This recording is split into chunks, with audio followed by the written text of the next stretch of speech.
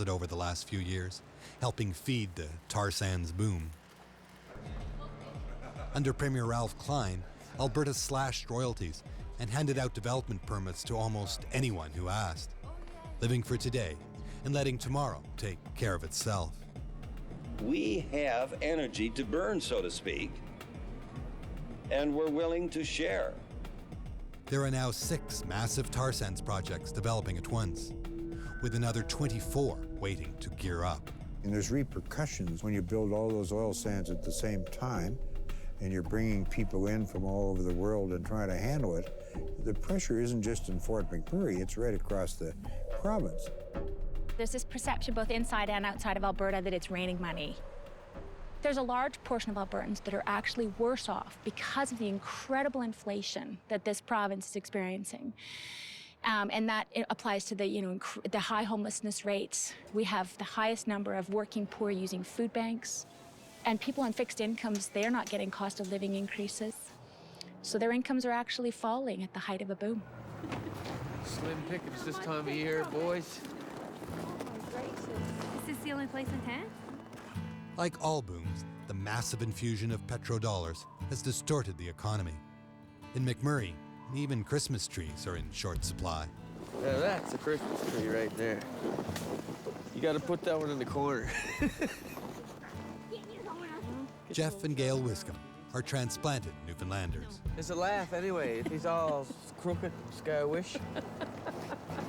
Sky-wish, that's a doofy term, right? They're looking for something money can't buy.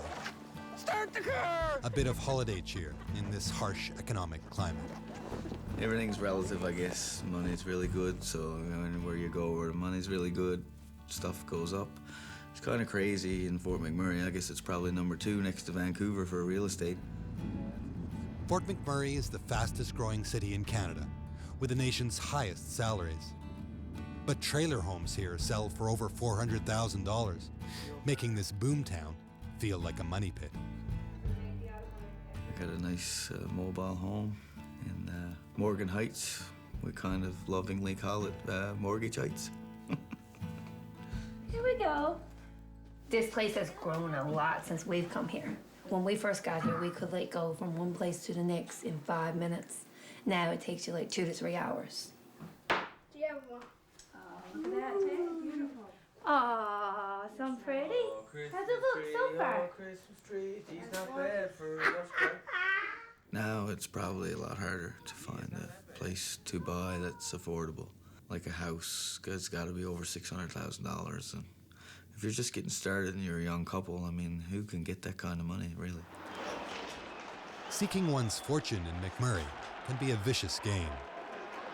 The money attracts, but the cost of living can overwhelm, putting boom and bust on a collision course. Rallying behind the Oil Barons hockey team is a local pastime. But even victories may be short-lived. It's a house being pulled apart from the seams. This is what booms do, particularly hydrocarbon booms. When you have people there only for the money, you don't have a community anymore. You've got a marketplace, but you don't have a community. It wasn't supposed to be this way. Once called Alberta's blue-eyed chic, former Alberta Premier Peter Lougheed nurtured the tar sands for years. He carefully limited growth and raised royalty rates, establishing a heritage fund with the windfall. We didn't think that the current generation, you and I, were entitled to take all that money and spend it. We thought some of it should be saved, so we set 30% of it aside each year and built the Heritage Fund, which when I left office, it was up into $12 billion. Today, with the Heritage Fund no larger than when he left office 23 years ago, and development out of control, Lougheed worries his dream has become a nightmare. The surface mining takes a huge bite out of the area. It's like stripping the topsoil off a farm. You do that and you've got to think about the future. People have to remember that the oil sands are owned by the people. They're not owned by the oil companies.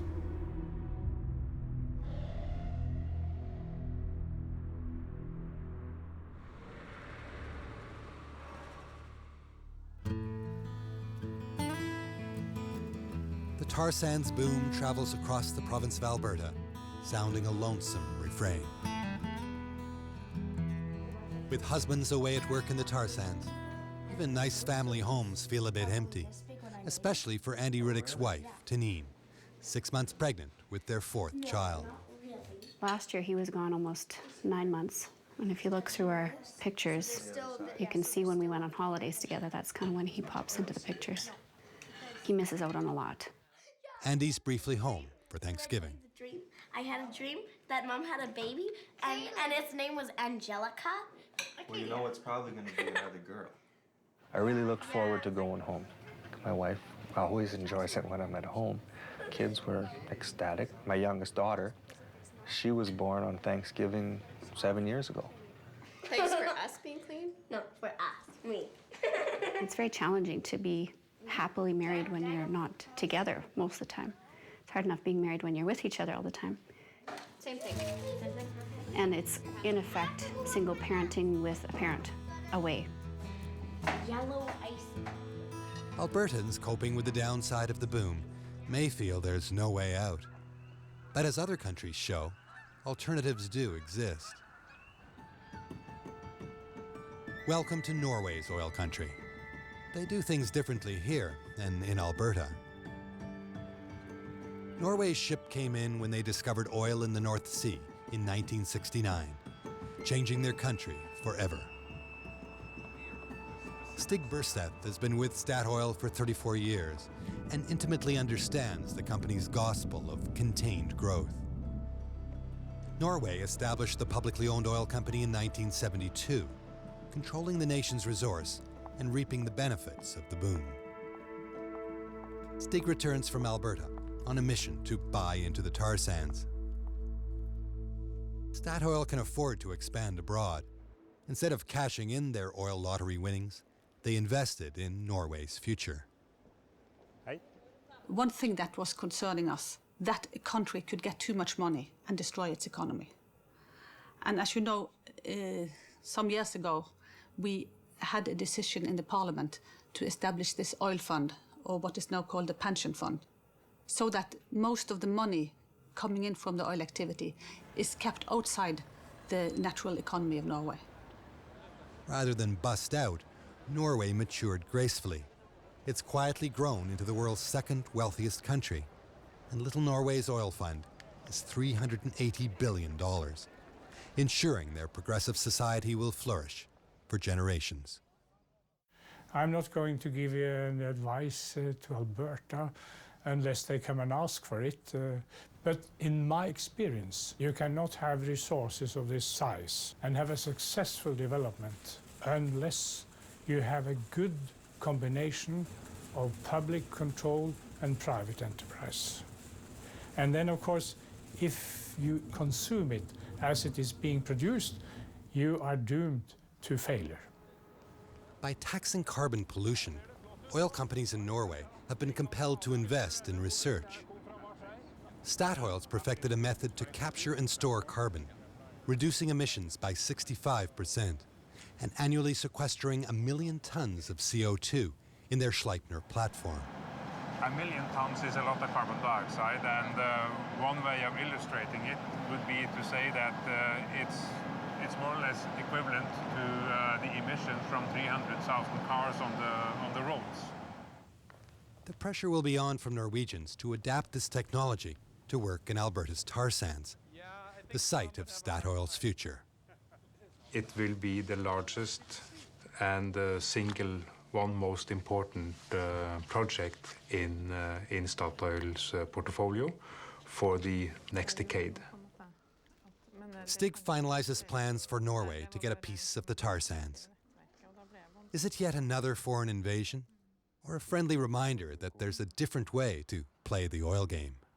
When you look at the Norwegian experience now and you look at the Alberta experience, you know, we would have benefited had we just moved a little bit towards the Norwegian experience, but we didn't, and we still haven't.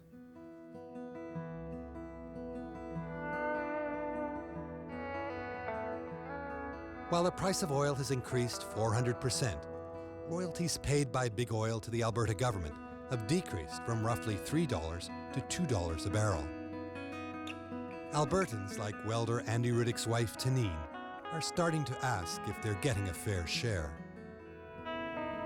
The royalties haven't been reflective of the vast amounts of money that the big oil and gas companies have been making for years. This is a very complicated issue that a lot of people don't have the time or the energy to try to find out all the details about, and that's where we look for a premier or a government to lead us in the right direction.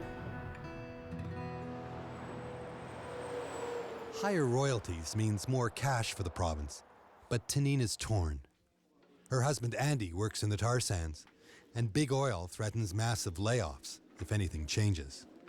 Each of you will be asked to provide 3 to 4 minutes. Some Albertans, though, worry about the price of prosperity and hotly debate the development of the tar sands. Nothing, and most countries are doing At stake, the future of the province. And so I fear for our industry. We're Albertans too. I'm an Albertan. Our 500 employees are Albertan. When oil's worth something, everybody tends to talk in the first person possessive, mine, ours, and share. And when the price goes down, those of us in the industry are left to fend for ourselves. Globally, most of the world's oil is off limits to private for-profit multinational companies. So there's only 6% of the world's oil that those companies can get access to. Half of that is in Canada. And the other half is in high political risk jurisdictions with high exploration costs as conventional oil peaks, and they have to look harder and harder to find it. Given that context, we could afford to be in the higher range comparatively with other jurisdictions for royalties and taxes instead of the bottom range. Just to remind you, there's a whole industry out there worldwide trying to replace hydrocarbons as a transportation fuel. So I don't know how long you want to save it. You might wake up one day and discover it's not worth anything. The other aspect is the idea of the government plotting our economic future. And I don't know. I'm an entrepreneur. I'm not going to kid you. And when I think down the road, when oil runs out, I doubt I'll be looking to the Alberta government for what to do next, because when we run out of oil, nobody's going to know what to do. The livelihood of Tanine and her husband Andy are directly dependent on the oil boom. Like many Albertans, they may worry about the future, but they must live for today. Change seems a luxury they can't afford.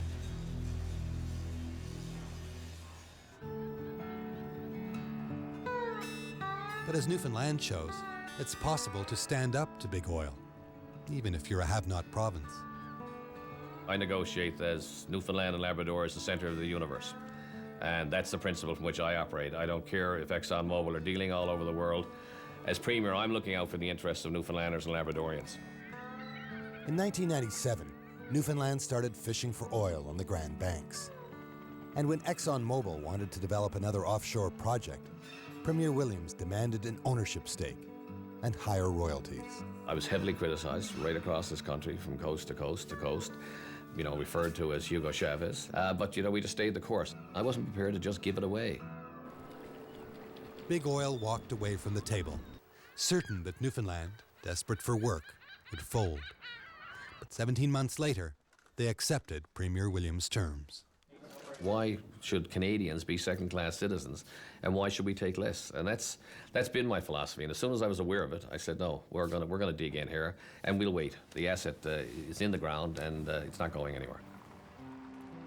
Doing it Premier Williams' way demands patience, and Newfoundlanders are in it for the long haul. We are all bound away.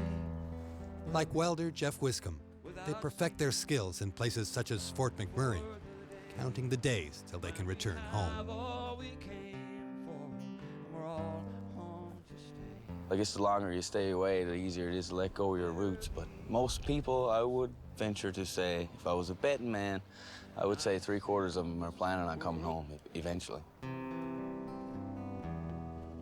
In the meantime, Newfoundlanders make one of the longest commutes in the world, a direct flight from the rock to the sands, or as some say, from heaven to hell in just 6 hours flat. We are all bound away. I see the families kissing goodbye. You see them at the airport, the children waving goodbye to dad.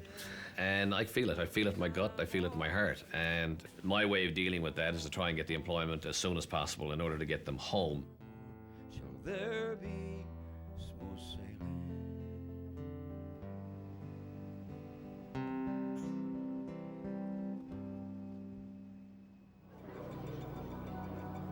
Good morning, ladies and gentlemen. This will be a general boarding call for the Alberta Enterprise Group, Charter Flight 7000, with service to Washington. Alberta's largest trade delegation ever is departing on a 3-day mission to Washington, D.C. Do you want me to call you before we get our bags or after we get our bags? Some of these investors rescued the Edmonton Oilers when the franchise was ready to abandon hockey's heartland and move to Houston. You know, the truth of the matter is it's a very high-quality product. Now they hope to ink some tar sands deals and are bringing along former Premier Ralph Klein's 90-year-old father for moral support. Don't drink too much red wine. Well, you're not making that promise, right? Not really. No, okay. Among the 100-member delegation are the province's business elite, heading companies that employ over 30,000 Albertans and annually gross several $1 billion, much of it in the tar sands. We have put ourselves on track to becoming almost Saudi Canada. The blue-eyed sheiks in the north who will serve their masters in the south. You guys get the oil and we get all the environmental freak shows up here. And the Americans are saying, God, we're so lucky to have friends like the Albertans. The group awaits tomorrow's arrival of Alberta Premier Ed Stelmach, eager to show the Americans a united front. Welcome to Washington, D.C. And Paul Michael Wiebe waits in the wings, here to help usher in a new energy alliance. AEG, and as well as the Premier and his staff. It'll be good for Alberta, it will be good for Canada, and certainly for the United States. Despite the warm welcome, Alberta's coming out party is in jeopardy. Down the street, American environmentalists protest against the tar sands, trying to quiet concerns about climate change. President Bush passed an energy bill a month earlier, prohibiting the U.S. military and postal service from buying dirty oil. To me, it says that Alberta is ground zero for global warming. Canada's soil, not for oil! These pieces of legislation are coming up because of people's growing awareness of climate change, of the threat that climate change represents to all of us, and it's not going to go away anytime soon. So it's a problem for the industry in Alberta, without a doubt. Oil! Oh Canada! Oh Canada! Keep your dirty oil! Oh Canada! Oh Canada! Keep your dirty oil! Environmentalists stir up debate, from the streets of Washington to the backwoods of Alberta. Canadians and Americans team up in a rebel alliance, mobilizing against the most environmentally destructive project on Earth. Processing 1 barrel of tar sands oil requires 3 barrels of water, leaving behind toxic sludge that's stored in massive tailing ponds, slowly leaching into the watershed.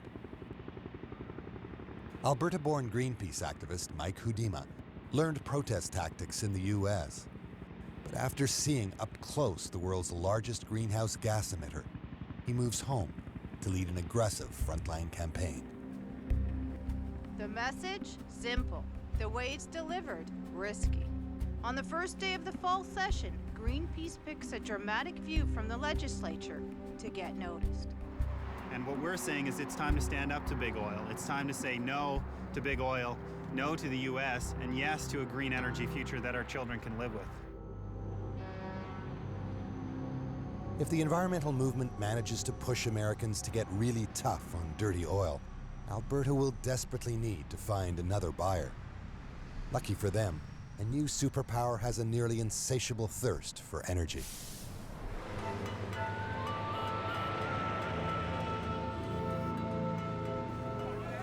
With the world's largest market and fastest growing economy, the only thing that seems capable of slowing down China is their lack of oil. By 2010, China will overtake America as the world's biggest energy consumer.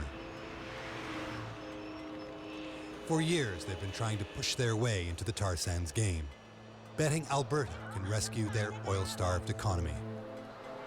Ken Chung is a Chinese-Canadian who was a scientist with Syncrude, the biggest tar sands player. Now he's working with the Chinese government. So important is oil to China, they established a University of Petroleum, annually churning out 7,000 graduates, many with expertise in the tar sands. China takes education very seriously and energy security very seriously, so they're willing to pour big money at it. China has coal, has a bit of oil, it's not too good of an oil, has very little natural gas, so there is this huge drive of this society to find a solution for that problem. Shung's a scientific genius, renowned for developing cheaper ways to process tar sands crude, and the university is his research base camp.